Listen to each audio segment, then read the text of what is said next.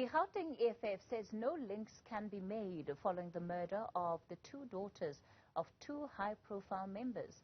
The case against a 25-year-old suspect accused of raping and allegedly poisoning a teenage girl has been postponed by the Palmbridge Magistrate's Court.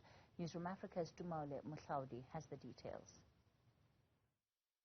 Members of the economic freedom fighters in numbers to support one of their own. A member of the Gauteng legislature and a grieving father, Kenny Mutsamayi.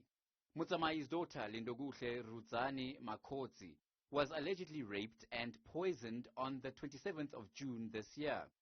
The 14-year-old was allegedly raped by a 24-year-old man whose identity is known to Newzroom Afrika, but cannot be divulged as the suspect is yet to formally plead to the charges against him in a court of law.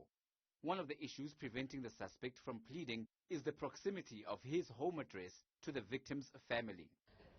So the matter has been rolled over to Friday the 8th of July 2022.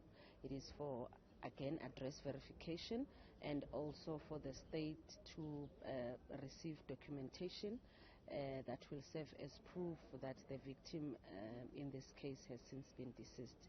We got the information as the state, but however we are still awaiting the proper documentation from the investigating officer so that we can also present such documents in court. The case against the 24-year-old was also postponed by the Palmbridge Magistrate's Court for another reason. His lawyer failed to turn up at court, which means the suspect was unable to plead to the charges without legal representation. The victim's father is also not impressed with the police's handling of the murder case. Yes, I want justice to be done. My worry is one, we don't have police officers who take major offenses very serious. When we get in court, my daughter passed on Wednesday, 29th of June. Then I went to the police station and informed them that my daughter passed on. They said, yes, we will be busy with your case. And they will add a murder case to the suspect. But when we get in court, there's no death certificate. There's nothing on the file. The investigating officer, my worry is one, the investigating officer hides anything with the case. He doesn't take cases very serious.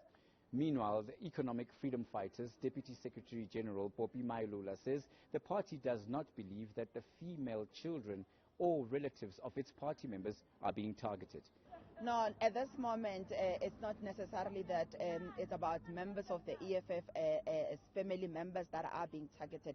GBV in South Africa has been out in like rising since for the 10 or 20 years ago, and the scourge of gender-based violence and the fight for women in South Africa, it's something that has been happening for so many years.